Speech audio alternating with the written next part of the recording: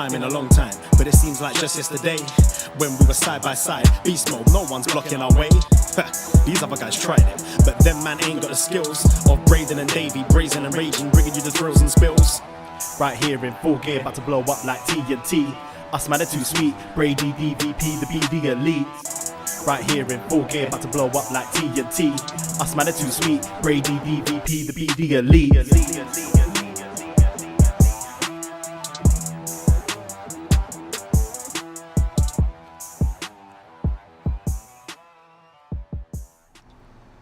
Hello. Hello, hello, hello. Braden Herrington here with Davie Portman for BDElite.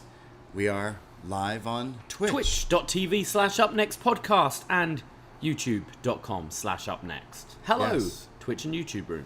1K on YouTube. Over 1K. Just over. But yeah, we did it. Yeah. And then we realized we've got to have way more hours watched of our channel before we can monetize. So go on, guys. This is your homework for next week. Watch every video we've ever produced. Just everyone go watch our YouTube. Take a week off work and just power through the whole thing. Just play our videos on mute while you watch other stuff. Yeah. And get us those views in hours so we can monetize YouTube. Hey, thanks anyone who hit that subscribe. Hit that subscribe on your podcast app as well, like Apple Podcasts and such. It does wonders for us. But welcome to BDElite. Of course, we're your NXT friends. We talked all about NXT last night on upNXT. You can go check that out. It had a mixed bag of stuff, some wrestling and some stuff they called wrestling. And we're here to talk about some AEW here tonight. We recorded another show, though, that we put out today in honor of someone's birthday. X-Pac. Yeah, Sean Waltman turns 50 today. Happy birthday, X-Pac. The 1-2-3 man. And yeah, we've released a best match ever, looking at the greatest matches of Sean Waltman's career. Yeah, so if you've ever heard of best match ever, check it out because we have tons of them. But on this episode, we kind of go through different matches he's had as 1-2-3 Kid, X-Pac, 6, stuff in WWF, WCW, TNA, and even Shakara we look at. But all the best X-Pac Kid matches, whatever you want to call them, and talk about a lot of his moments as well, like the tag team with Kane. Never forget. We talk all about the best of X-Pac and do our best to give our honor to his way, give him his flowers. I think we do. We do. I think the we Brett show match a lot of is respect. awesome. Sean, yeah, we talk about some real hidden gems there. Yeah, Razor stuff, obviously. Brett, Sean. There's Eddie Guerrero. There's so many others in there. So go check that podcast out. And this Sunday we have a show coming out. World Champ patrons get to pick stuff to review for us. And well, friend of the show John Cena is also a World Champ patron. Listen to Shot in the Dark if you don't already. And he picked this movie called Old Boy from 2003. Yeah. It's a Korean thriller film, if you want, kind of like a neo-noir. It's kind of a cult following. Maybe you've heard of it. All right. There is a remake in English in America. Josh Brolin. Not watched that one yet, but I can tell you from watching the original one, if you've not seen Old Boy, don't look it up. Don't look anything up. Just sit down one night and watch this film. And then listen to our review coming out this Sunday with John. It might be... I'm giving it a disclaimer here. It might be one of our out there shows. I mean, we're talking about an out there film there. Not quite Freddy Got Fingered level, but we're getting there. It's on the way there. Yeah, we recorded this show today with John and really enjoyed this one. Great film to talk about. And yeah, absolutely go out of your way to watch this before we release it. For those who like to hear us get a little... is raunchy the right word? I don't think so. I don't think so. Just fucked up. Yeah. That's the show for you. If you don't like that, maybe this one's not for you. But go check it out. And if you have seen the movie, well, then you'll know what we're talking about. But yeah, super excited for you guys to hear that one coming out this weekend. But all the shows, go check us out. Patreon.com/upNXT is what we do to keep the lights on here. And we love creating the content and these podcasts for you. And I mean, AEW seems to be celebrating Shark Week next week. They are. They're on the ball this year. We were ahead of the curve last year with our Shark Week. Yeah, did they do anything last year? I don't think so. No, we did though. Yeah. and we did a best match ever shark cage match. So, actually, I'm going to give it out for free on this feed this week leading into the shark cage match going into AEW next week. So if you aren't a patron, I'm giving you a taster of some of the stuff we did. We recorded this one last year. Exactly a year ago, So we chat all about the different... Maybe we'll need to update it after this week. one. Yeah. The barbed wire everywhere shark cage match. Yeah, we talk all about them. But yeah, that'll be on the free feed sometime next week. There you go. A little treat from us to you. And Shark Week, we're celebrating because we're going to watch Sharknado. First time I've seen this film. You've never seen it before? I've seen, like, highlights on YouTube, you know, but never sat down and watched the full match of man versus shark in a tornado. So it's a tornado, but there's sharks, in the tornado. tornado. Yeah. So can't wait for that one as well. Get your feedback in and go watch it if you haven't. And get ready for our video book club there coming through. But yeah, Shark Week coming soon with the Warner Brother Discovery thing. I don't think they like the fact that they're using it as a violent thing, like shark cages and blood and stuff. They're probably like, Well, it's to keep them safe, right? From the sharks. The shark cage is the safe part of the match. I guess. Yeah, that's true. They could do a match with like the sharks in it. Like what? Barbed wire everywhere. So we're expecting what? Barbed wire ropes. I imagine like the barbed wire kind of boards on the floor. Right.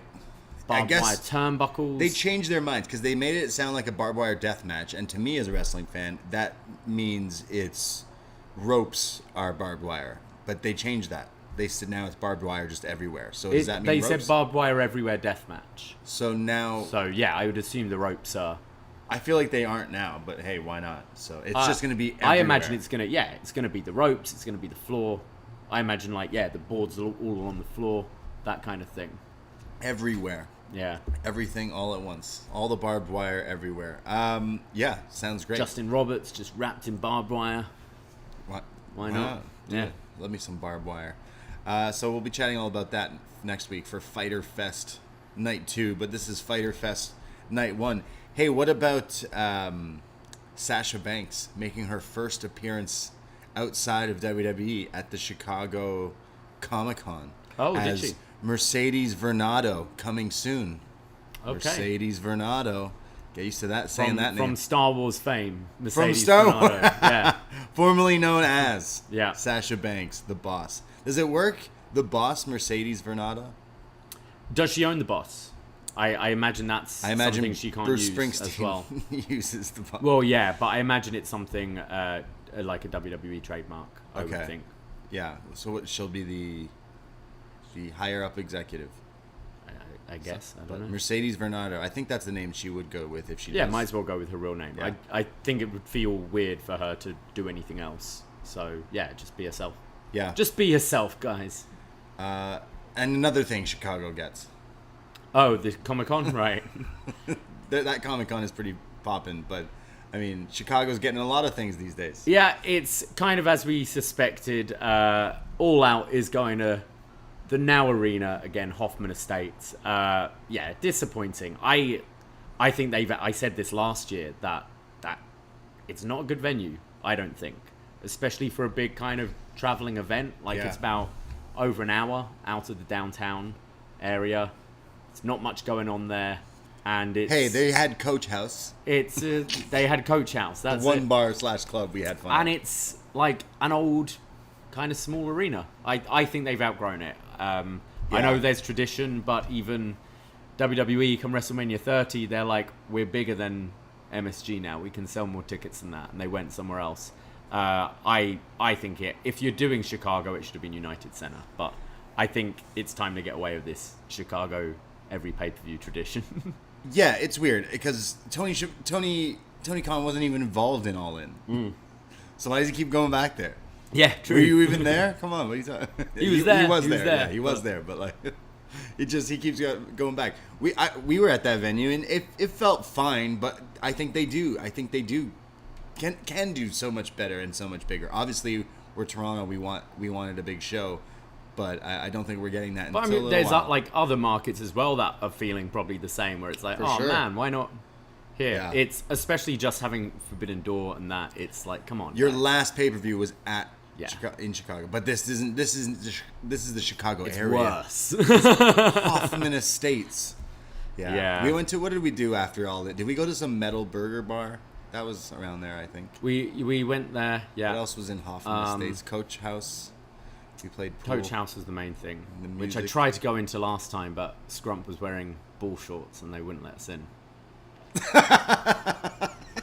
Really? Yeah. Sorry, so you know what? They made me check my hat at that place. Yeah. Which I was like, yeah, okay, cool, whatever.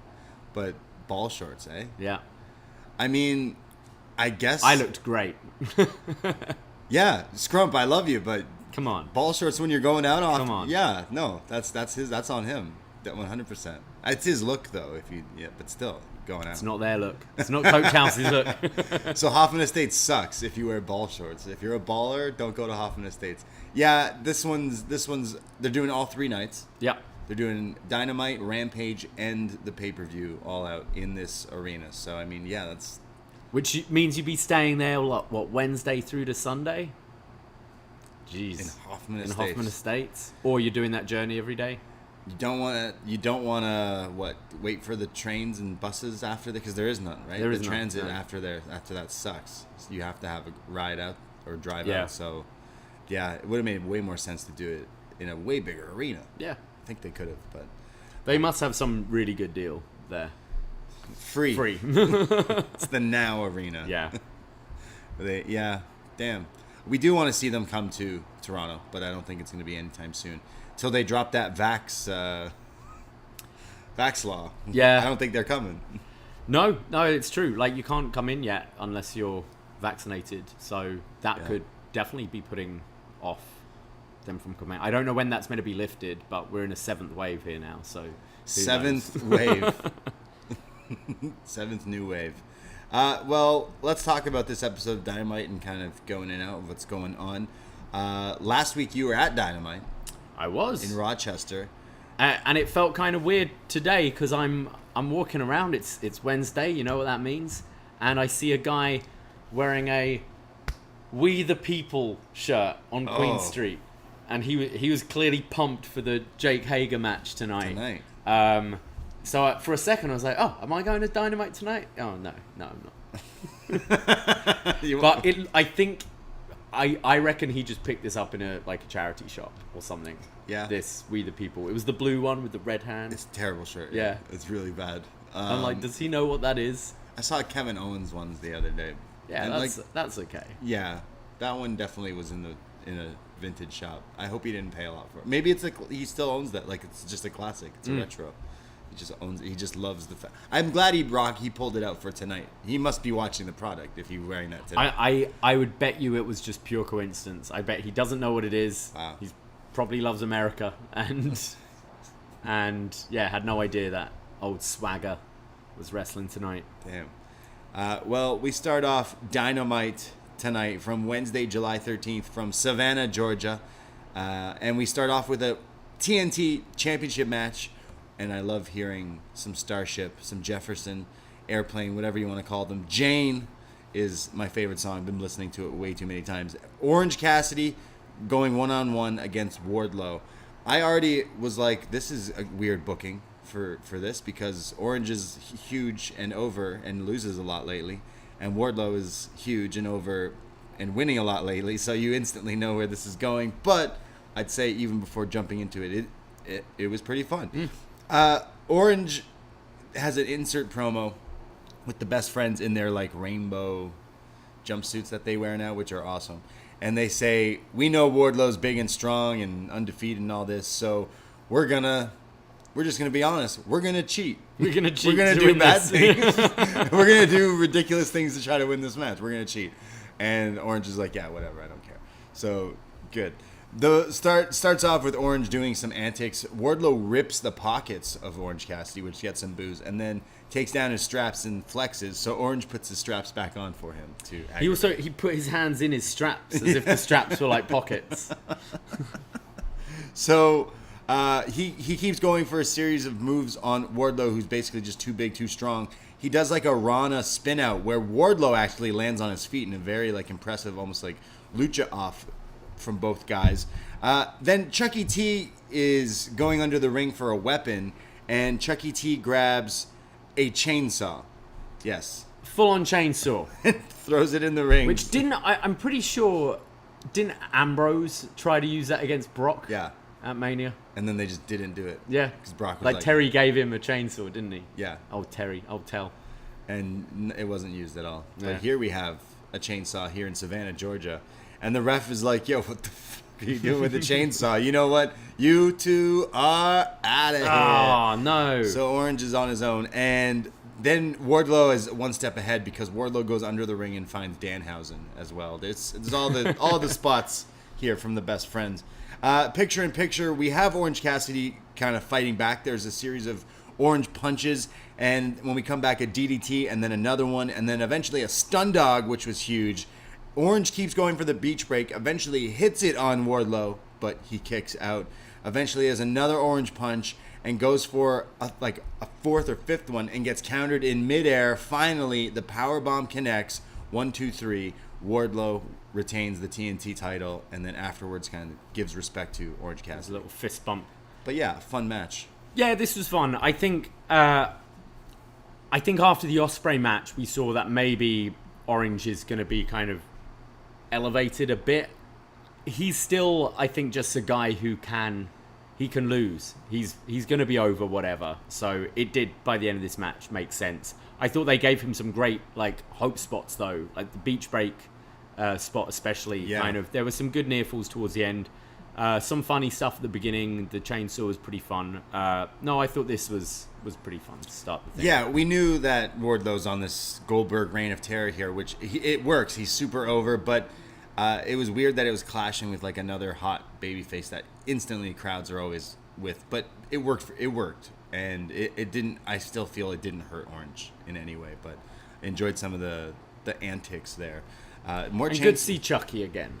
Yeah, the last couple of weeks, bringing in a chainsaw. Yeah, we need the chainsaw used. Unfortunately, one day. Yeah, it's when got to it's be the Dean. heel turn. It's got to be cuts Dean. Someone's head off.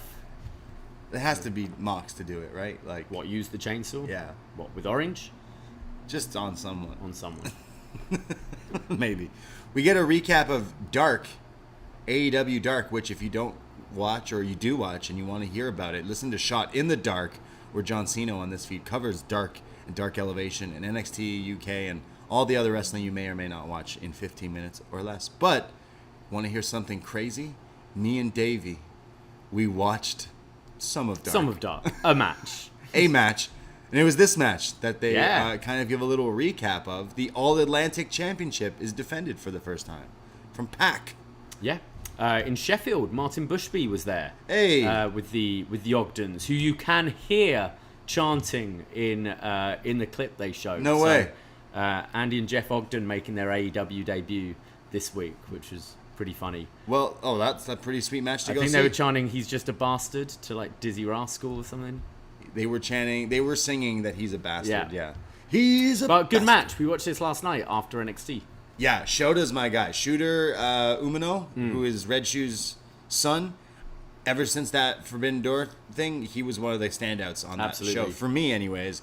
And, I think New Japan, if they work this guy properly, they could have someone to go forward with in Star a in the few future, years. 100%. I see a star down the line with this guy for sure. And obviously the history of his dad with red shoes. And then we were watching it, and you were like, why doesn't he wear red boots? And I'm like, no. When he has his first ever, big title match in the Tokyo Dome, I'm talking 10 years or something, He'll wear his dad's he'll wear boots. red fucking shoes. Does Red Shoes have to retire first, I guess, for him to get the boots? Yeah, true, yeah. Or just wear red something. But I love his gear anyway. I thought Bastard Pack versus Shota was awesome, and go check it out because it's on their YouTube channel. But we actually watched some of Dark. Look at that. Yeah. Crazy times. And you can hear Cino talk all about it on this very feed. Yeah, I'm sure he loved that match. We go to Chris Jericho, who comes out to Judas, which I think I saw it went gold this week. Okay. He said, for years people say you're not a real band, you're just a guy who's a wrestler who's in a band. And he's like, yeah, well now I got a gold record. So good. Got to for go him. platinum next, right? Yeah. Give it another year or so. I think it will. Jericho said Jericho's by himself, and he's not in his like Backstreet Boys attire. He's not looking ridiculous. He's not the just in a wizard. suit. He literally his hair's just tied up. He looks good. He looks good. He comes down. He says that he's not here tonight as any of the old Jericho monitors, not the wizard, but he's here as Jericho, the living legend. He says Eddie Kingston sucks. And he says all he does is have enemies, and he's friends with his enemies, and everyone hates him. And then kind of lists every issue that Eddie Kingston has had for a while. Like he lists off every, like, Santana having his head shaved, Ortiz getting his head shaved, Santana getting injured, Ruby getting injured, Danielson getting injured. Like, he says everyone around you dies, essentially, is what he's saying. You're bad luck, Eddie. Yeah. Anyone who gets around you because you suck, you're a loser. And he says, look at your friend Ruby. You're Ruby. You need to take care of your chicks, Eddie. And then he laughs at himself. He then says that you want to challenge me to a barbed wire match. Well, you're just a mark for Onita, Funk, and Sabu. But you don't know that I won one of the first ever... I think he says the first ever Canadian barbed wire match. Yes. He won like 22 years ago, or so, when he was 22. And he says that I'll beat you in this as well. And he says, you're jealous, Eddie, of my movie star good looks. Ooh, going off... I think of some of the Twitter dialogue this week of people body shaming Eddie Kingston for no reason. Okay. So I think Jericho kind of poking fun there. He then says, you want violence and blood? Well, you're going to get it. Next week, Eddie Kingston's going to face the Painmaker. And we all know he's undefeated in AEW. So you go, after I beat you next week, you're going to go back to your drinking, your drugs, and your mental illnesses, and you'll realize that you'll never be on my level ever. Kind of smart promo from Jericho, making it a bit more serious, down to earth. Yeah, they needed to do this, Yeah. I think, to really sell. I thought it was a really good promo here, and I like the stuff that he's bringing up, kind of everyone around him sort of suffering. And yeah, it made this, you're doing a death match next week. You can't have the wizard. Really, I think it needed to take a bit more serious tone, and this was it. I did see on Ric Flair tweeted out a picture of Jericho. Have you seen this? No. It goes, living legend in your own mind. Shawn Michaels wannabe. Ric Flair never will be. Woo. Where did you buy that cheap suit? Obviously not from @Gents Playbook. What in the hell? So now is he like claiming that he's trolling legend, people? living legend is him? He's trolling people to help get an ad out in his tweets? Yeah. Jeez. Weird. I found the match, his first one, Okay. Jericho. It was January 29th, 1993, at Rocky Mountain Pro Wrestling for the North American Heavyweight Championship. Chris Jericho taking on Beef Wellington. He's mentioned Beef Wellington Yeah. a few times, actually, in his promos over the years. Interesting. Beef Wellington. You can just, how he look. He's big. His name's Beef Wellington. I doubt there's any footage of this, but I'd be intrigued. So Ric Flair just randomly shooting on Jericho on Twitter for no reason. Yeah. Is it because he doesn't have an opponent yet for his fucking match? Like, what's It's the deal? next week, right? What's the deal with that? Why are you 2 going? weeks. 2 weeks. Yeah, they've not announced it, have they? Yeah. That's ridiculous. I mean, do that. To be honest, they probably don't need to announce it until the match. Yeah. but Everyone's still. there to see Flair, so Yeah. I thought this Jericho promo was really good. They're bringing it way back to the feud. Like, the first time they had the match, Eddie and Jericho, it was awesome. It's a match of the year, like, contender. Definitely. And now they're adding the element more violence. The last time Jericho, I know it's silly and stupid that he's using the Painmaker stuff, but I don't mind it at all, because last time he did it, he fought Nick Gage.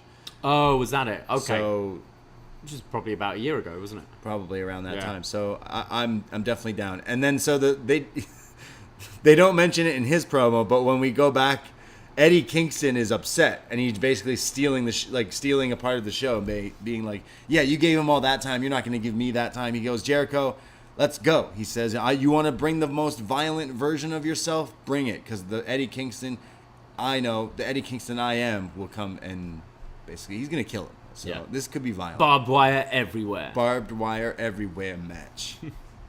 Everywhere. We should mention it's the shark cage match, which Jericho didn't mention. but we do get the mention of it. It's on the later. graphic as well for next week. So JAS suspended above the ring in a shark cage. In barbed wire. Jericho just loves shark cage matches. He's been involved in one, right? We talked about it on the show. At least one. He had it was Kevin Owens versus Roman Reigns with him in a shark cage. That's right. That's right. Yeah, listen to the show. We go to our next match. It's the interim AEW champion, Jon Moxley.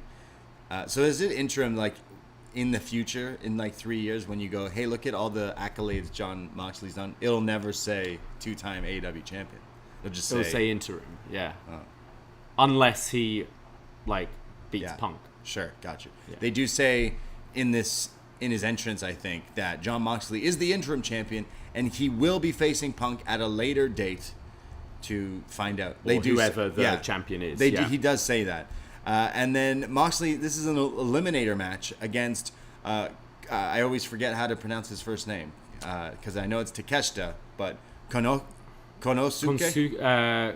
Konsuki, is it? Konsuke Takeshita. This guy is amazing. Anytime I've seen him, you saw him last week live against Eddie Kingston. Yeah, which was match of the night easily last week. Konosuke Takeshita. Konosuke. Okay, great. This guy is awesome. We've seen him in a bunch of matches, but now he's in an eliminator match with Jon Moxley, and if he wins, he gets a title shot next week against Moxley. We have a series of chop battles and back and forth, and Jon Moxley's getting a little fired up that Takeshita's like coming back at him with everything. So he hits him with a sit-out pile driver, spiking him for a near fall. There's then a German coming from Takeshita, like just sending Moxley flying, and then he hits Moxley at some point, like with this move on the apron. And then when Moxley comes back at him, he hits him with his boot to the head that sends him flying. And it looked like a receipt, but then I'm like, is this what cut him open? Because the next shot. So yeah, in P&P, you just see Takeshita's head is just bleeding. Yeah. Takeshita's head, his whole face is covered in blood, and they're continuing fighting. He fights back and hits a brainbuster on Moxley. He hits a Rana sending up to the outside, and then a picture-perfect swan dive con hilo, which was great. Back in the ring, Moxley's doing all sorts of different submission variations and transitions, and Takeshita's like blocking them and scouting them and getting out of them. Very good back and forth. Eventually, he hits a frog splash off the top, and then counters the King Kong Lariat into like this blue thunder bomb, just crushing Moxley for a near fall. He goes for his finishing high knee, but it's countered into the double arm DDT, then turned into the sleeper. He gets out of it. There's suplexes and getting dropped on each other's heads. There's head butts, and then a high angle paradigm shift, the bully choke. He taps out. Moxley wins. The counter of the set when he went for like the Death Rider version, the elevated, and Takeshita kind of flipped out of it. Lands on his feet. That feet. looked great. This was really good. Takeshita's on quite the run, and every time, even in losing, he's gaining so much more from this audience, I think, because people are seeing how legit this guy is. And I can totally see him being a big star down the line. Yeah, me I too. really enjoyed this match. I enjoyed the Kingston match last week. I thought this was just as good, if not better. And a better showing from Mox than the Brody King match, I thought, as well, which I didn't particularly like. I thought this was excellent. Yeah, Konosuke Takeshita. This guy improves me every time I see him, and he's awesome. The match with Hangman really stuck out for me, but yes. I think I may have even liked this one even more than that one, and I really love that one. So this guy's on quite a run. Sign him, TK. Just keep him here. I think. Yeah. So he's not signed. This is like an excursion, I think, Okay. or something. It seems Right. as if. So, but I would definitely snag him up. I think everything he's doing is great, and I don't know if you've seen his social media game, but ever since coming over to the States, he's found love for Cinnabon. And Cinnabon wished him luck today on their official Cinnabon Twitter And he replied account. like, "Thanks, baby," or something like that, didn't he? They go back and forth all the time. He's going to have Cinnabon gear for sure. That's so funny. I hope they give him, like, they've been sending him gift cards, but they need to send him, like, Cinnabons for life. Yeah. Just because. You've got, I think it's the black card in the UK for Nando's. Yeah. Ed Sheeran has one, which Okay. means you can get Nando's whenever you want. A lot of wrestlers have I met Miz in a Subway once, in like Barrie, Ontario. Right. And he was like, Subway card. I did an ad for them. It's like, nice. It exists. It's a real thing. What, Miz said that to you? He flashed the In card. Sudbury, did you say? No, it was like it was probably Okay. Barry or something. Okay. Yeah. We were literally just like, oh, I'm going to Subway before the show. I was probably like smoking in the parking lot. I'll be right back. I'm like, is that the fucking Miz? And he's like, yo, what's up? And I'm like, of course you're getting Subway. And then he literally is like cashing out and he's like, Got a card. do an ad. Damn. You'll get one. I'm like, oh shit, Subway card? Which place would you want a card to? Don't think Subway. I mean, you have a card to the after hours kind of down the street. I so- do. Yeah, Subway would be somewhere alright I could for have me. a lot of like some. McDonald's? No, I'm thinking more like. Cinnabon, like you eat one and you want to just I wouldn't want Cinnabon. die for 3 days. Thinking more like, Sweetness. like a burrito place, being able to get a wrap or a bowl Yeah. or something like that. Unlimited Chipotle for me. Yeah, I don't really rate Chipotle compared to other places, but yeah, that kind of place. I know what you want. You want a card for everything honey garlic. God no, Give Takeshita. wasted on me. Takeshita gets the Cinnabon card for sure. He needs to have a move that's like the Cinna Swirl or something. Yeah. Like creamy. I don't know. What's their things called? Cinnabons. They're called Cinnabon and they sell Cinnabon. Cinnabons. They've Yeah, taken- but no, they've got like different things they sell, don't they? I have not been to a Cinnabon in a long time, but I'm sure they're still really good. But you just always hate yourself after eating one. So shout out Cinnabons. Maybe they have other flavors, but like they're still cinnamon buns. They got Bon Bites, Churro Swirl, Yeah, Cookie Bon Bite, Cinna Sweeties, You're a Cinna Cinnabon Sweetie. Sticks. Oh, they look good. Yeah, I'd get the Bon Sticks. welcome to our ads Yeah. in our shows. Have you been enjoying? It's better than Parlor. We go. Well, I again praise this match. This was awesome. Great stuff. Really, really got into it. And Jon Moxley as the guy in AEW, he really is the flag bearer for this company. It feels sometimes. As soon as Punk was taken out, Punk almost felt like a fake flag bearer there for a second, and this guy slides back in like, nah, don't worry, I got this. Oh, 100%. So, yeah, good for I think Mox. it made way more sense putting the title on someone like him while it's interim rather than crowning someone new for like a Yeah. fake title kind of thing, if you know what I mean. It is This makes way more sense. It is. It's like, we'll give it to you because you've already had it. Yeah. We see a recap of Brody King and Darby Allin from last week, where Darby was like, "Yo, you're good. You're amazing. Keep up." Good try, mate. Yeah. You tried your best. Then it cuts to clips. This was making rounds on social media yesterday. Darby Allin's at an autograph signing. Imagine this. You're at Azumi's. You're just trying to buy really expensive hoodies in the corner over there when someone's just attacked in the store and powerbombed through a table. Yeah. So he happened. was doing a signing and So he's Brody doing a King signing, attacked him. and Yeah. Brody's like, "Yo, you patronizing me? I didn't want to beat you up when you said it to me, but I thought about it for a few days." I mean, fair play. Like, you've had this war of a match, and then this little Derby kid is like, Nice hey, try. you tried your best, buddy. yeah. Fuck He's like, off. He's Leave like me alone. Sanga, but the opposite. Yeah. in NXT. Yeah. He was always like, "Oh, you're small, but the other way You're around. small, but you did well. You're big and you're strong, but you didn't win." So Yeah.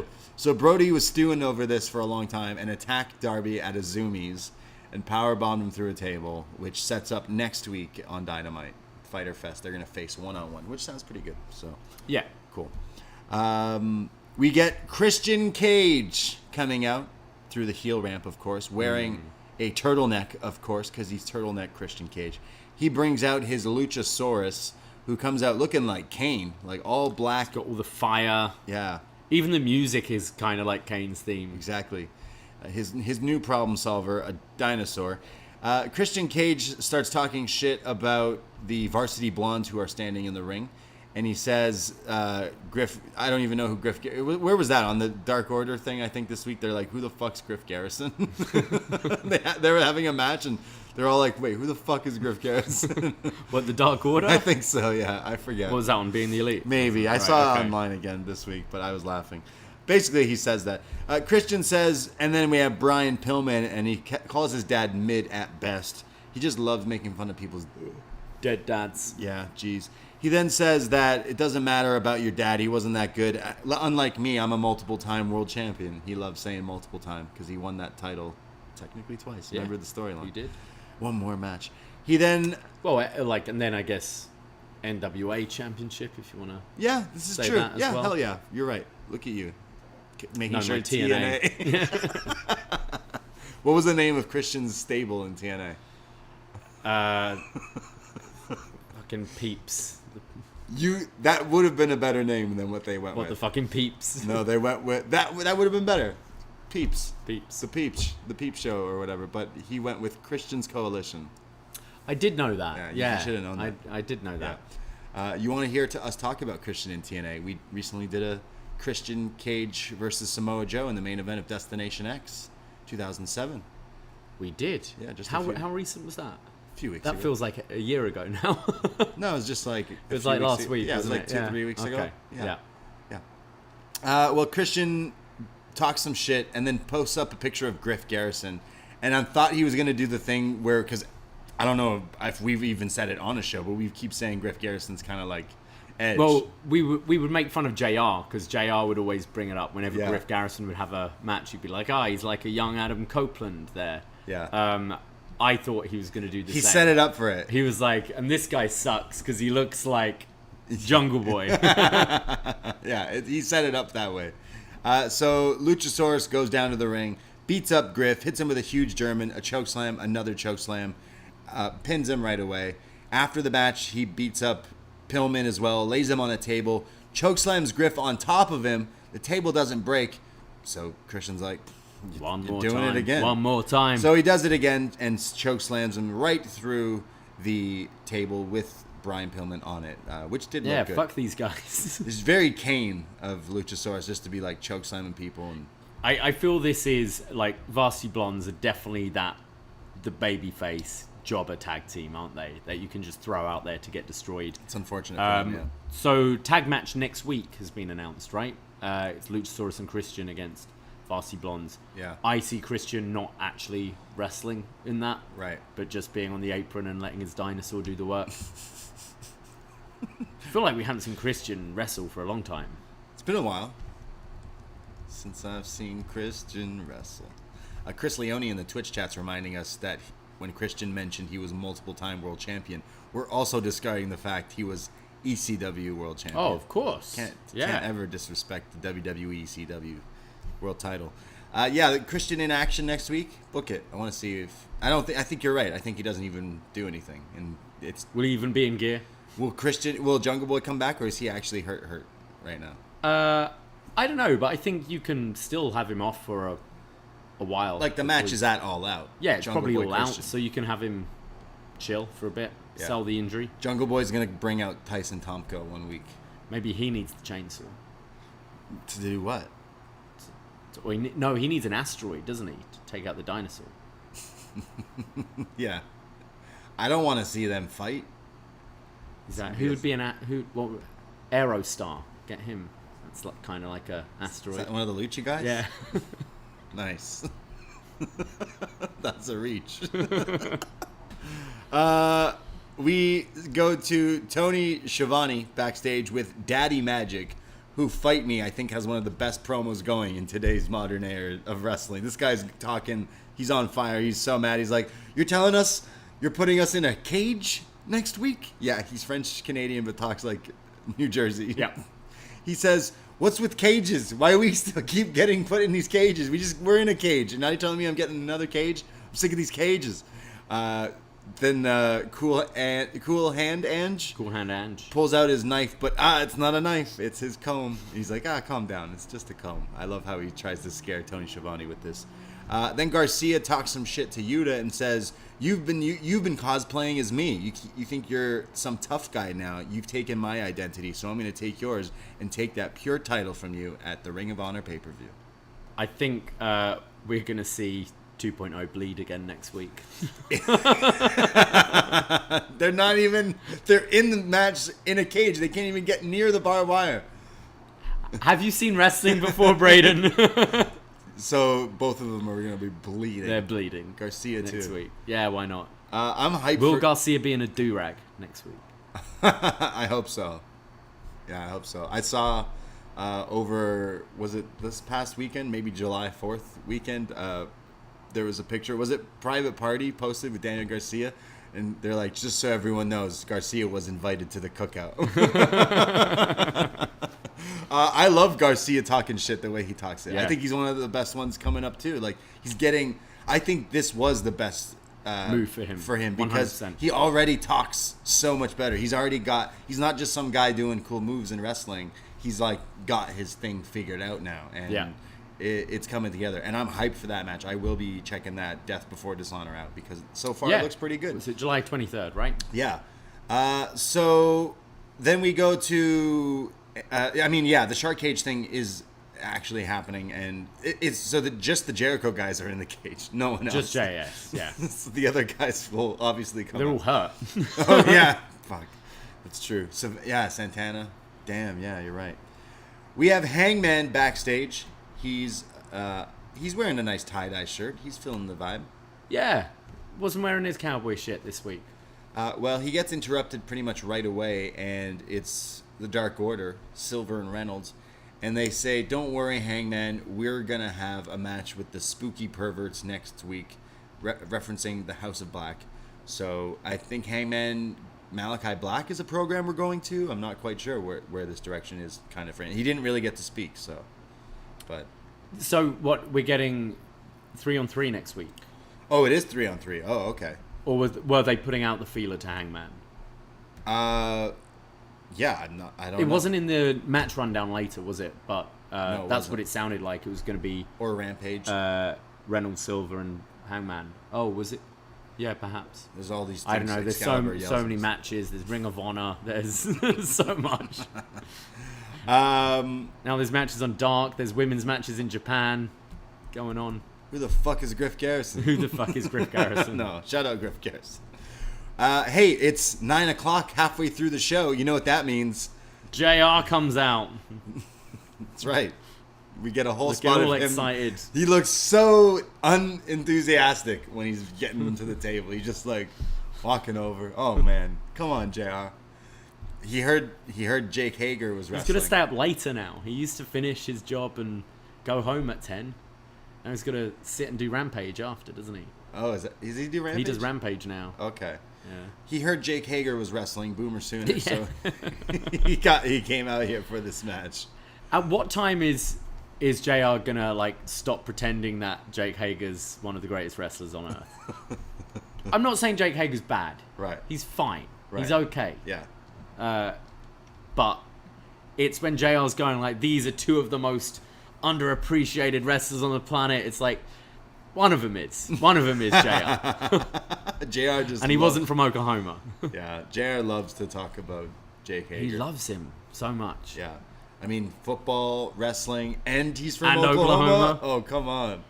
And Yeah. likes the Mary Jane as well.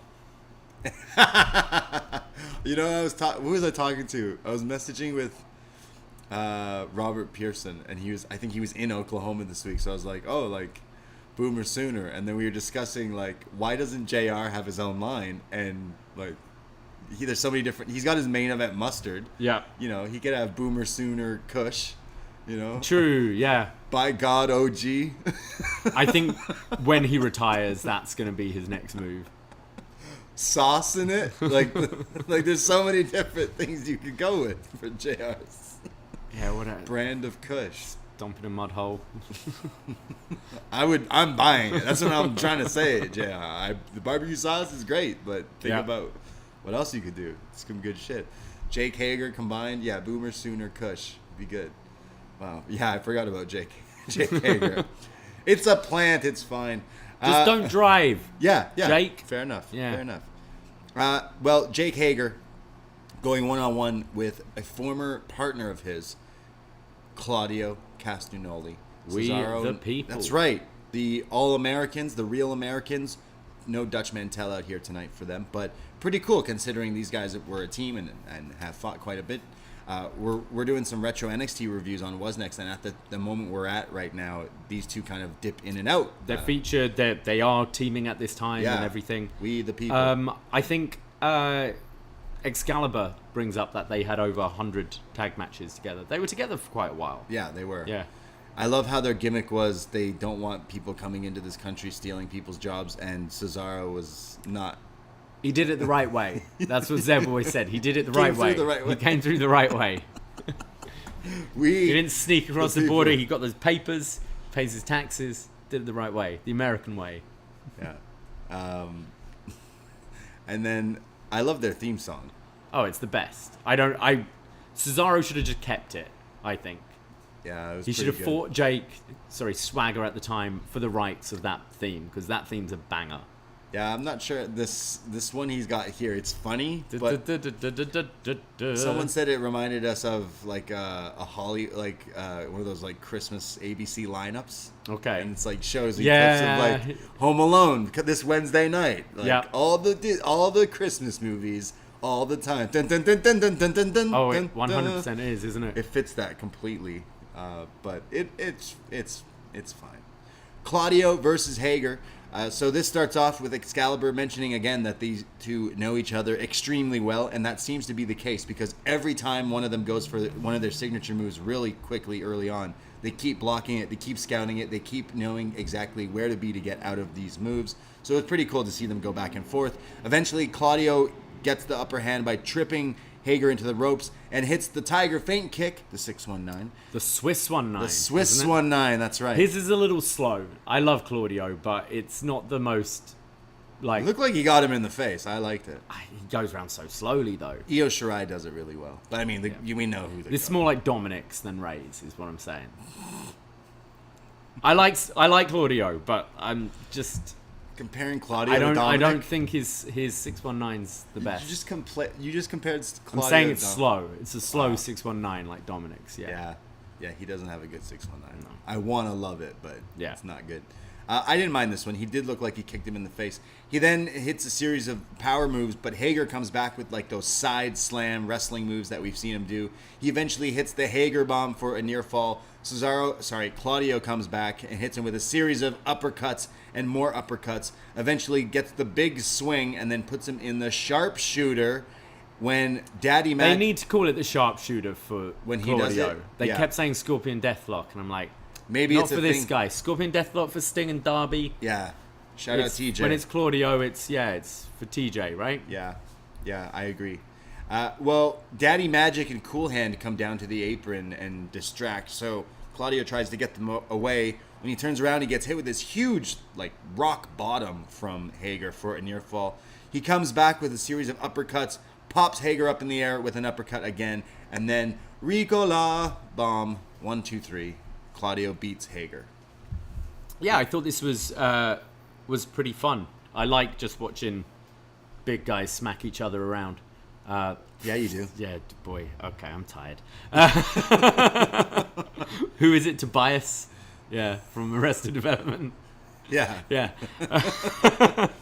No, but I thought it was impressive as always. Like Claudio's strength, Jake being pretty big guy who he's managing to hit these moves on, like the pop-up uppercut and the Ricotta bomb. Wasn't anything crazy special, but I did have fun with this one. I got into it for sure. Probably one of the better Jake matches, if not his best match, maybe singles match, at least in AEW. But I thought it felt like it was special and fun that these two got to face each other and do this. And of course, Claudio getting the win here. But going forward, does Claudio just eventually just get his own program now that he's maybe moving away from the Jericho people? I think so. Like, is Claudio gonna save Eddie next week? I could see that being... save Eddie next week. Yeah, maybe. I mean, Eddie... you would assume the Eddie feud wraps up next week with Jericho. This is the blow-off. Maybe that is the next thing you set up. Yeah, like, what's Claudio's all-out match? Yeah. Eddie? Still... I'd like something like Miro, I think, could be cool. Or... Eddie makes the most sense, I think. If you're you've introduced that story already. Both will need a big match. So yeah, I could see it being Eddie. Well, after this, we go to Hook backstage being interviewed. He doesn't want to talk though. Yeah, he's asked about his win record, and well, shouldn't you be thinking about going for a title because you're undefeated so far? And then he just kind of shakes his head, like shrugs and walks away. So, yeah, kind of weird that but they're setting up for down the line of some sort of thing. But I mean, what's he gonna go for? The TNT? That's kind of wrapped up right now. The All Atlantic. What other titles do we have here? There's a few. ROH titles. I love titles in wrestling right now. Tanahashi did an interview for New Japan, hyping up like the G1, and he's like, "Yeah, I'm gonna win the whole G1, win the IWGP title, and then I'm gonna go back to AEW and win the world title." It's like, oh, really? Because the IWGP means shit right now. Well, he's done it already, hasn't he? Yeah. Yeah. What title is Hook I'd going like to see for? Tanner as the AEW champion one day. Hook versus Tana. Yeah. What is Hook's program? Right, like, are they gonna put him in a big slot with someone? Like, is it time to do that? Yeah, I think so. I kind of feel he's lost a bit of momentum recently with the Danhausen stuff, and then, I mean, what's he been doing? Nothing really. Eating chips. He got mad at Marvez for no reason last week. He just hates interviewers. It's a Cheetos thing. Yeah. I think.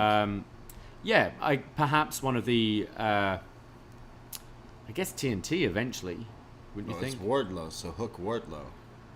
One of them's got to, the One of levy's got them's to break. gotta lose, yeah. So we'll see. Thunderstorm is backstage. They're all happy and friendly because they're best friends, and they're talking about how they had a match and they won. They show a clip of Thunder Rosa, who is the women's champion here in AEW, losing in a cross-promotional match. This was also on... This was in Tokyo. Yeah, this was on Dark as well, right? I think so. Yeah. But which company was this? Joshi Pro. I'm not sure. I didn't watch this match, but all I know is they showed a clip of Thunder Rosa eating a pin. She got pinned. She got pinned. Here she is smiling after they showed the clip, and she's like, "Yeah, I got my pin, but I'm gonna be giving her an opportunity." Miyu, I think it was. Yeah, Tokyo Joshi Pro. It was Miyu Yamashita. Yeah. So maybe we're getting the singles match rematch. She says it's happening. Okay. Yeah, sweet. she said we're getting this match in America, and it will be for the title, and Good. I'll get my win back. Good for her to put the title on the line. But this is when they're interrupted. There's so many interruptions in AEW. Britt Baker and Jamie Hayter walk in, and they mock Thunderstorm. They say it's terrible. They say thunderstorms are dangerous and cause all sorts of destruction, and that, you know, there's one thing to stop all the flooding and things breaking from the thunderstorms, a sandbag. And then she throws a sandbag over to them and then says, "Yeah, I've been carrying her all year," and walks off.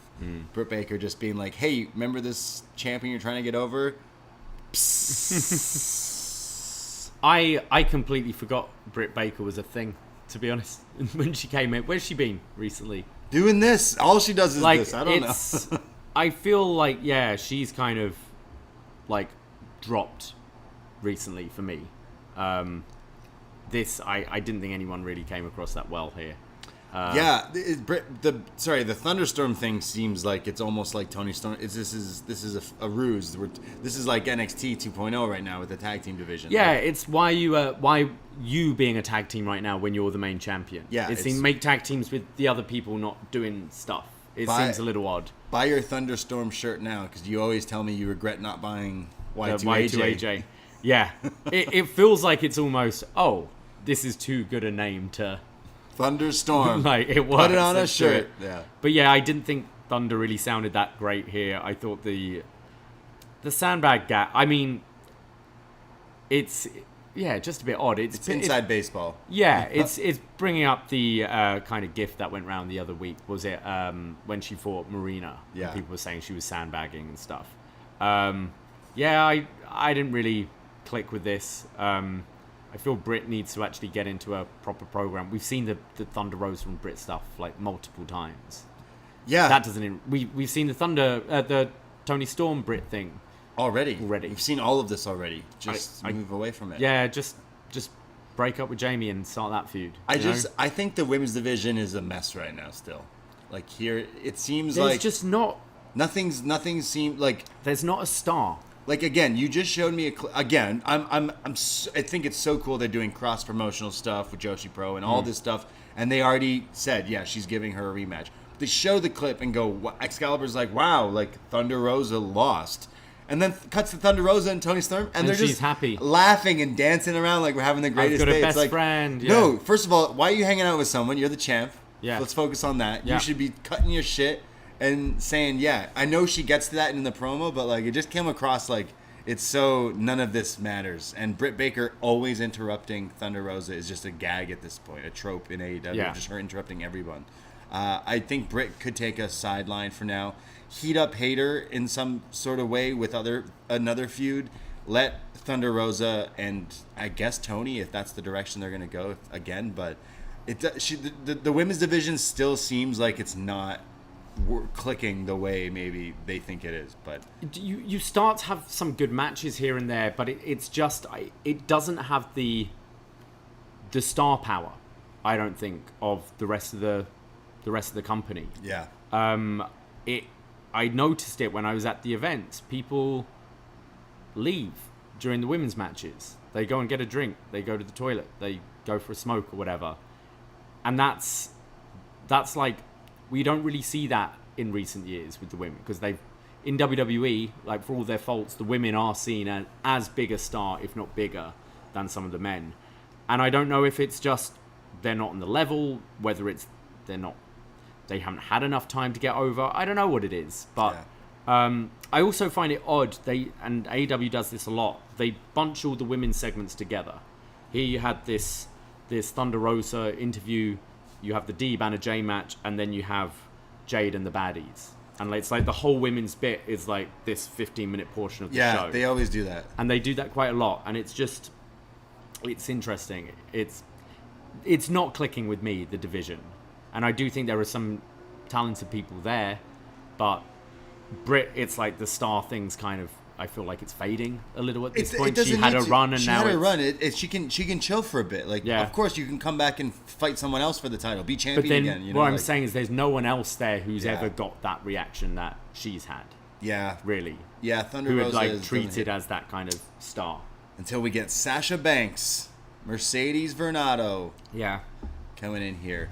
I think Jade has the character of the champion down pat. I mean, this past 100%. week, photos of NASCAR things going around. They had WWE Women's Champion Bianca hanging out NASCAR.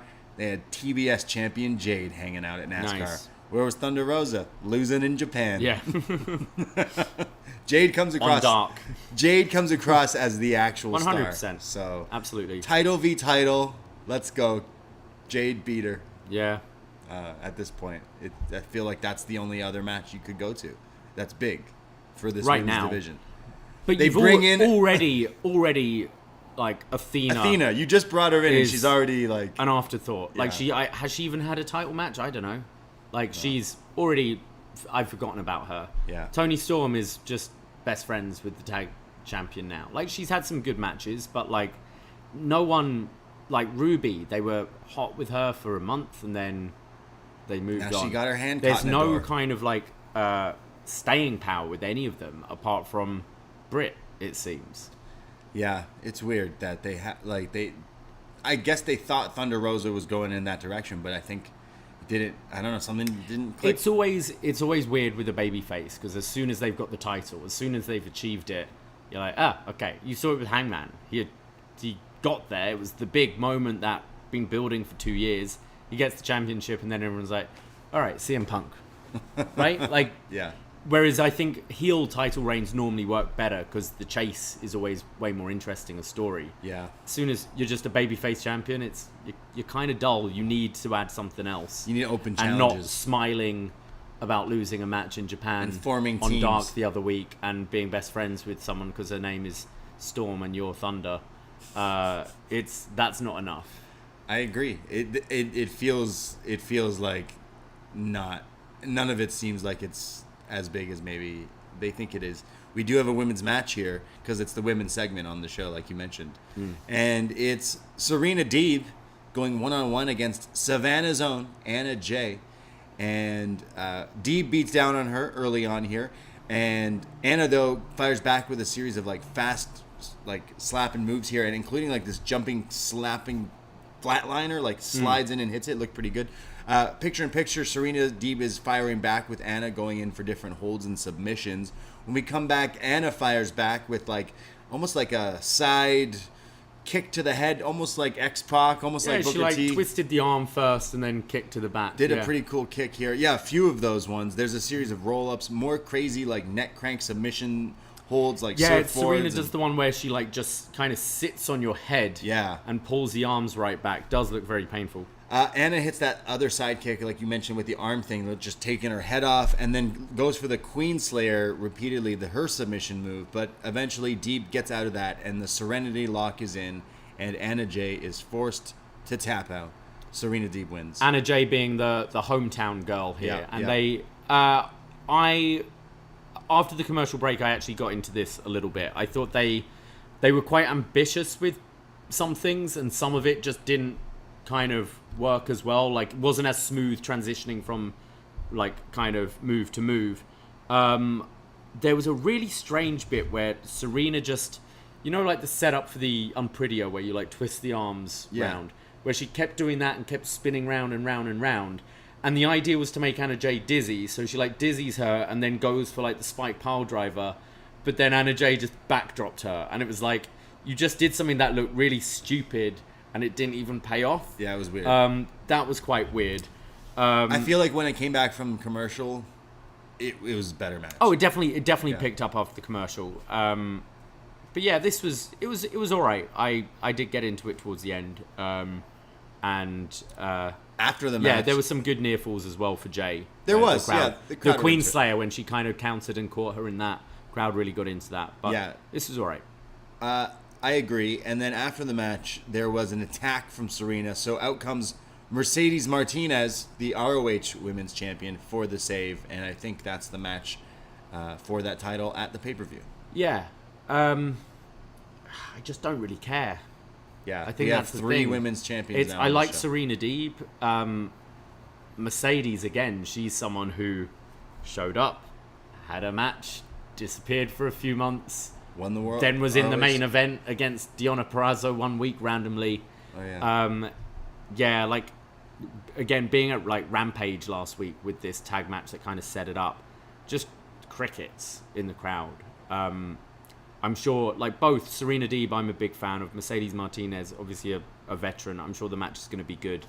But it just feels odd, this kind of cross-promotion thing you're doing. Like, ROH doesn't have TV yet, so you've got to set stuff up on AEW for this pay-per-view. But what I kind of feel is, okay, here's the B team for our B pay-per-view. Yeah. And I feel the crowd feel that as well, because it just feels dead during these segments. Yeah, a lot. It died for this, especially the attack after. People were just like, yeah, all right, whatever. But I'm sure the match will be good. But it is kind of weird that there's a lot going on. If you maybe just focused more on some things instead of just throwing everything out there, it might kind of work out a bit better. Once they get their own TV or whatever, I'm sure it will help more. But like for now, just what you have Dark and you have Dark Elevation. Just use the Universal Studios you have and just make that ROH for now. Yeah, have it as a YouTube show.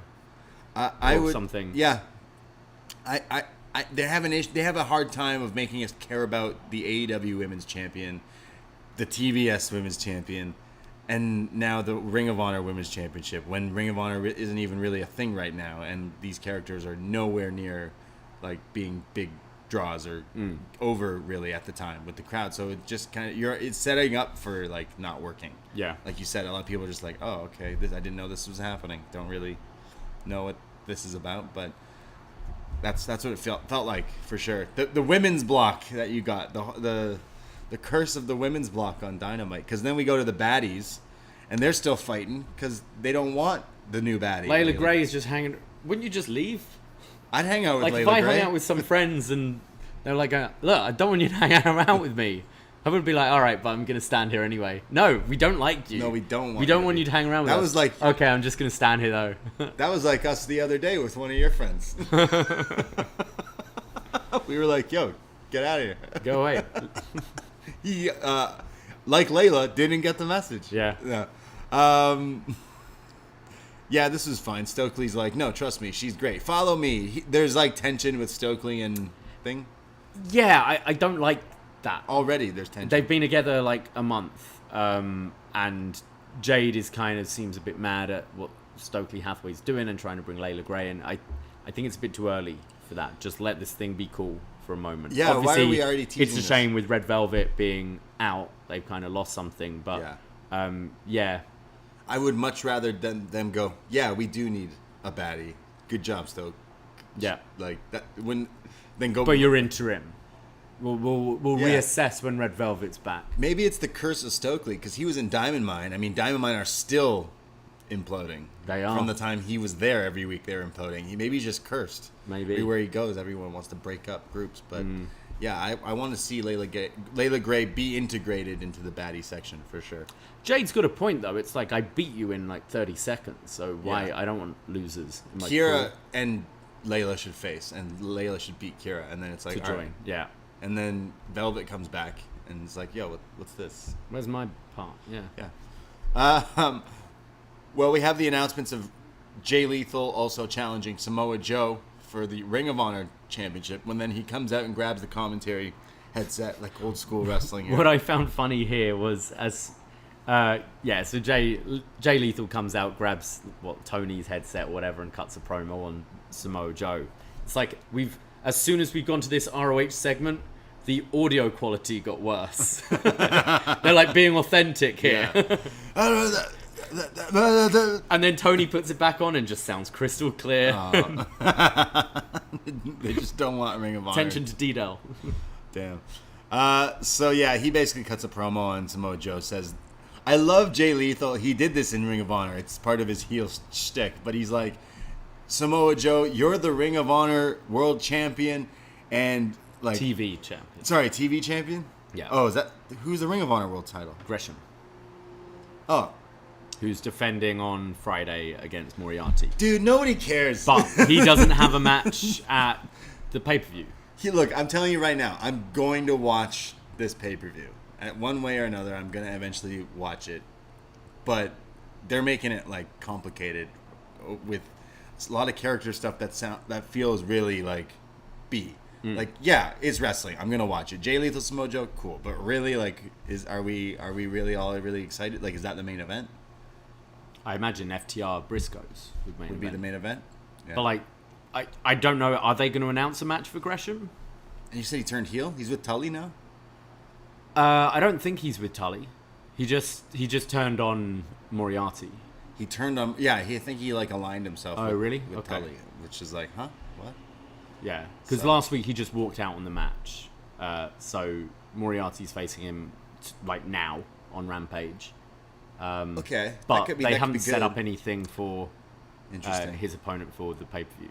Right. Okay. Well, I mean, that should be the main event then. But he's a guy who wrestles on Dark and like the YouTube show and stuff. So like, is that the main event? No. That's on Rampage. Okay.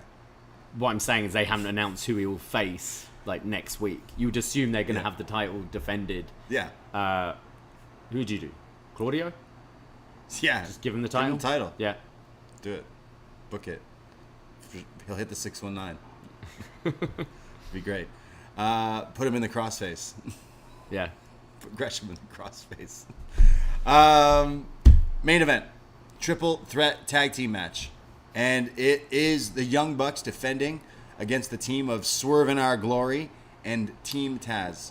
We just missed Ty making fun of Anna Jay. Oh, how could I? I apologize. They've broken up. I'm so sorry. Yes. Ty Conti goes back into the locker room. The doctors are checking on Anna Jay. And she's like, oh, that sucks. Like, your first match in so long and you get hurt. Like, that sucks. And Anna Jay's like, oh, what do you... Like, they used to be best friends, if you're following. But their tone... Ty's heel tone is a bit different there.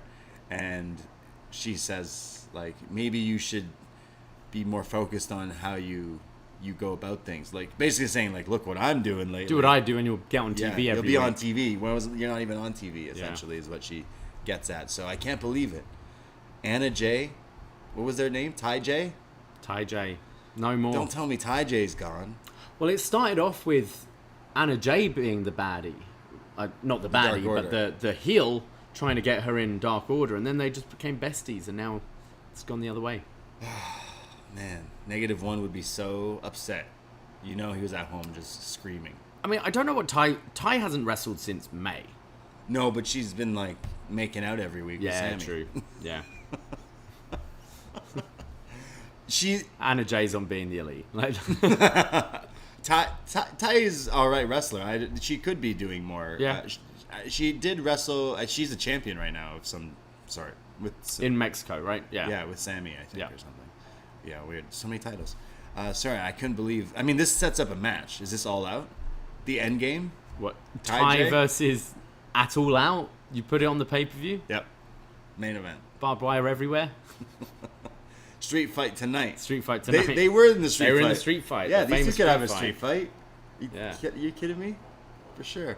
All right, now we can talk about the main event. The triple threat tag team match. Ricky Starks and Powerhouse Hobbs, Matt and Nick Jackson, and Isaiah Swerve Scott. No, that's not his name. Shane Strickland, Swerve Strickland, and Keith Lee. I saw there was a tweet that it's from Keith Lee almost sounding like he wasn't going to be in the match tonight. Earlier in the day, but then they announced, it's still on. So here we have it.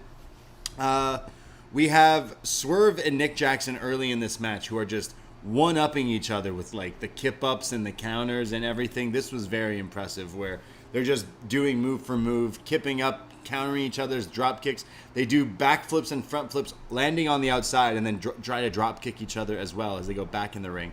Really great back and forth. We get Matt Jackson doing locomotion on a bunch of different guys and then tries to do it on Hobbs and Keith Lee, which doesn't work, so he gets beat up there, but that was pretty funny. Swerve eventually does this like kip up where they go to super kick him, but he kips up and drop kicks both of them, which was impressive. There's then the Bucks, and I think it's Nick Jackson who does the thing where he like walks the ropes, but Ricky Starks is doing the thing where he walks the ropes. So they're doing like a walk-off, show off when they eventually just both slap each other, which has them fall and crotch themselves. They both crotch each other, which is great.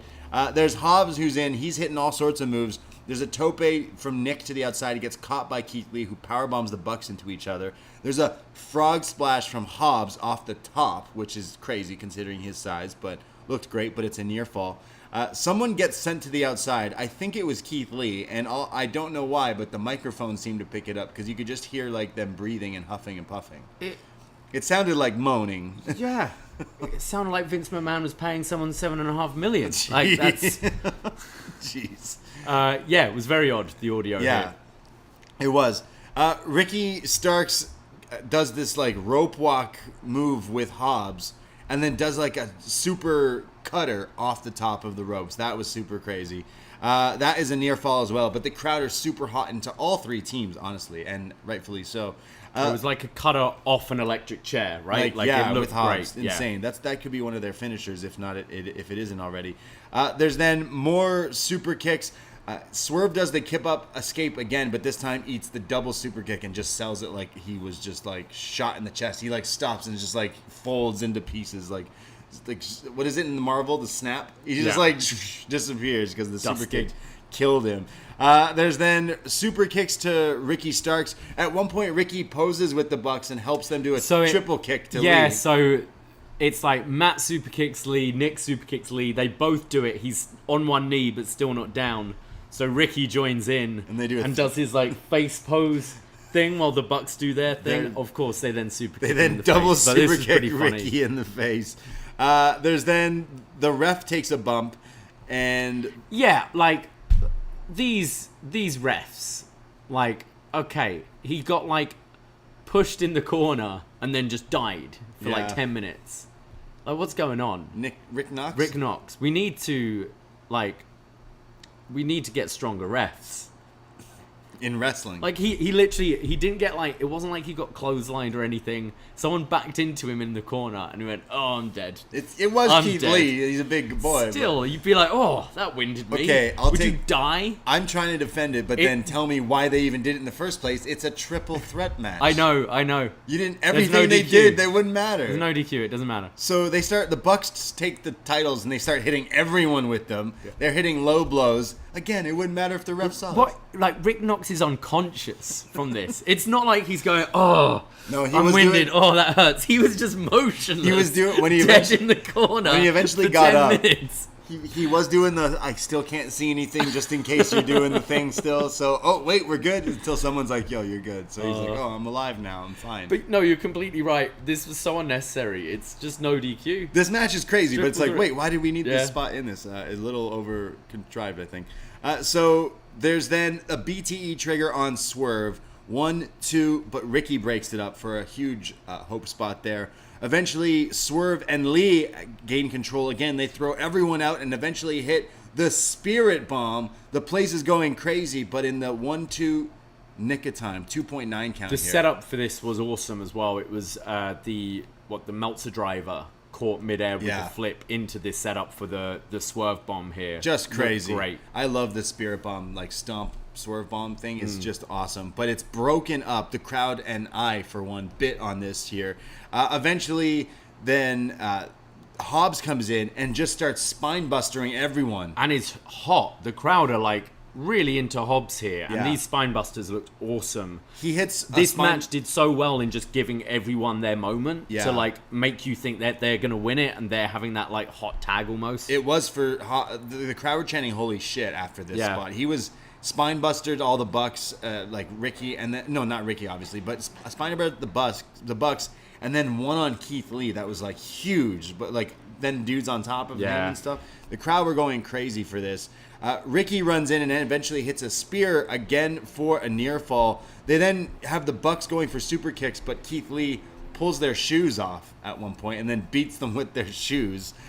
This allows everyone going crazy. Keith Lee ends up hitting a tope over the ropes to the outside onto everyone.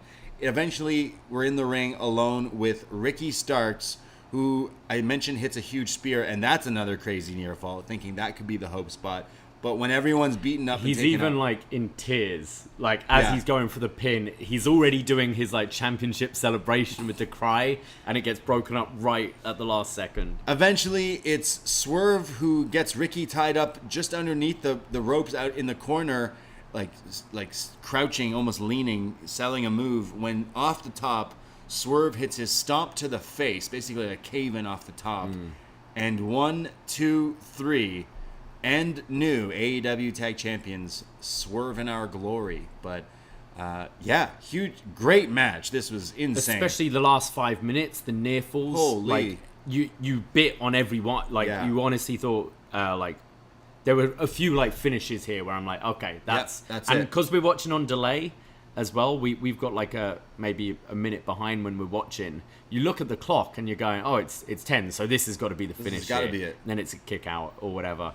This was great. And I mean, we've been following Keith Lee in NXT for quite a long time. Really good to see him get some shine here. But even more specifically, Swerve getting some flowers. They here. teased the that Swerve was going to turn on him during the match when he picked up the title and Lee's back is turned. He kind of just dropped it to... they're like... The kind of story right now is they're kind of not getting along, but they're winning, so why ruin a good thing? Right.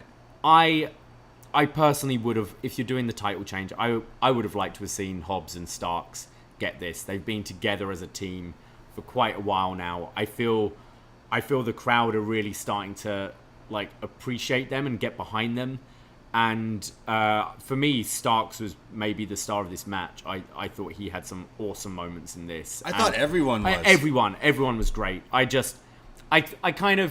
surprised. I was really surprised you're taking the titles off the Bucks, because I figured that would be like, you know, FTR Bucks for everything at All Out. And maybe we go back there and There's some time. We've still got a couple of months. Yeah. But yeah, I was surprised with the result here. But I'm cool with the change. Again, so happy that these two as a team or just as wrestlers got some gold, got a win. Big moment for them. I've been a fan, especially Swerve. He's been through some shit, and he had the North American title. They took it away from him in this awkward, clearly change of plans thing for him in NXT. Fired him after the main roster push instantly. Now here, like putting on amazing matches and winning some gold. Yeah. Good stuff. I mean, we all assume it's FTR Bucks at All Out, But we have time before that. So I think you could play around with this tag division a bit more. You could have FTR get the titles from them. You could have the Bucks win them back. You could have Hobbs and Starks win it in some way, shape, or form. It makes just things a little bit more interesting and greases the interest there, instead of just going, hey, here's this match, no one challenging the Bucks for the next 2 months is going to win. Yeah. Now that throws that out the window, and you go, cool, we're going to have some crazy matches going forward. So super. And it could be the way to actually do the breakup. Like, cost them the tag titles. That's what really breaks you up. There's your singles match. I hope they last a little longer than Cora and Raquel. Right. They already have. Roxy. But They already have, because they've been, like, they broke up. I don't know, it's weird. I'm just happy these guys won. But I will say, Hobbs is the fucking man. That guy is awesome. He shows something. But you're right. Everybody in this match showed up. I mean, the Bucks just don't miss. And I thought this was a great main event. My match of the night, it is this match, but I also really loved that Takeshita. The Takeshita match was really good as well. Good show. I liked the Jericho promo on the show. I thought all the wrestling was pretty good, but like crazy main event, awesome stuff. I like how I'm kind of looking forward to the ROH show being over, so hopefully we can have a bit more focus. It almost felt like this with Forbidden Door as well. It's like a little kind of distraction, and I kind of just want the main shit right now. But looking forward to checking that out next week.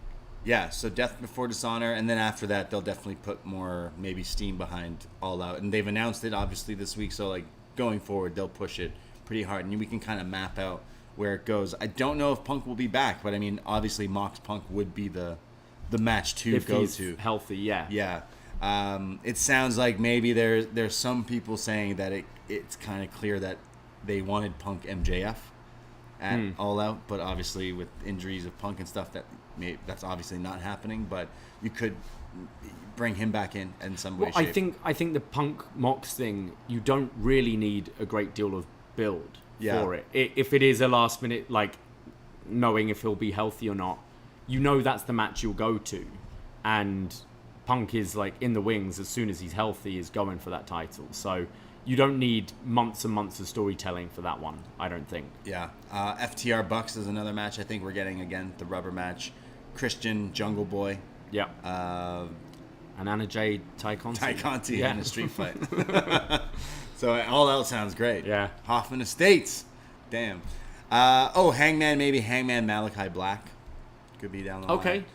I would do Andrade Rush versus Lucha Brothers in some way there. Against Lucha. Okay, yeah.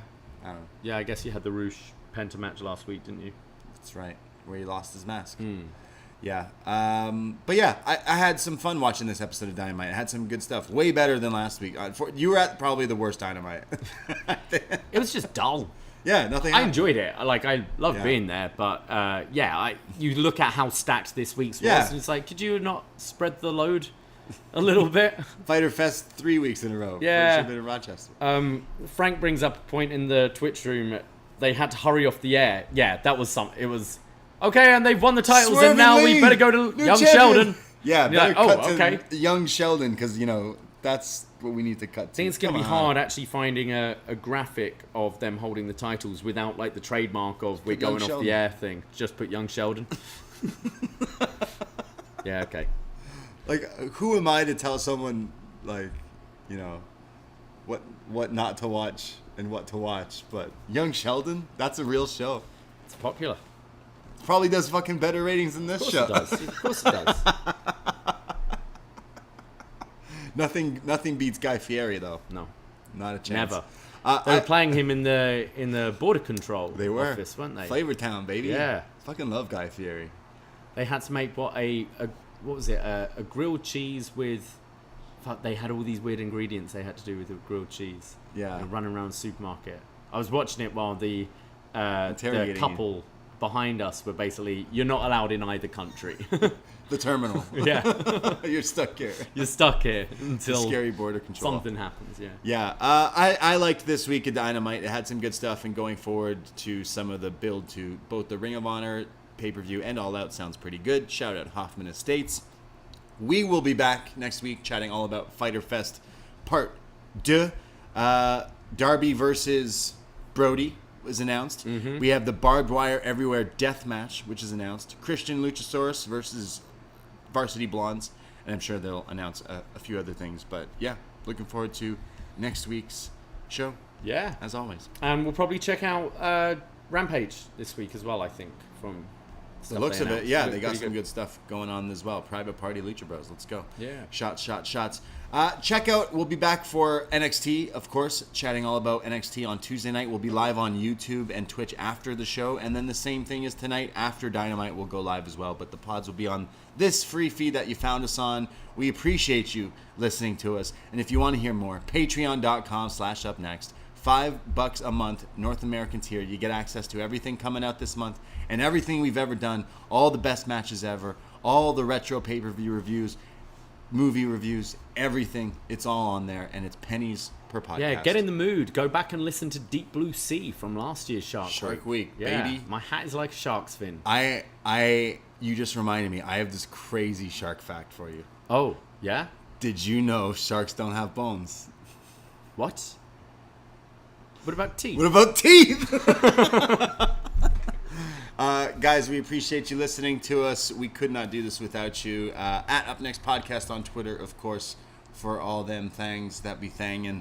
We appreciate you guys. Oh, hey, you know what? Another plug. ProWrestlingTees.com/upnext. Do it. Yeah. Yeah. There you go. Yeah, that's it. That's all. I myself, Braden Herrington. You can find me on Twitter, and I'm on Instagram.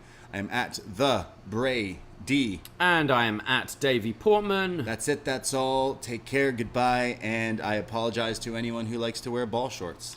Ahoy!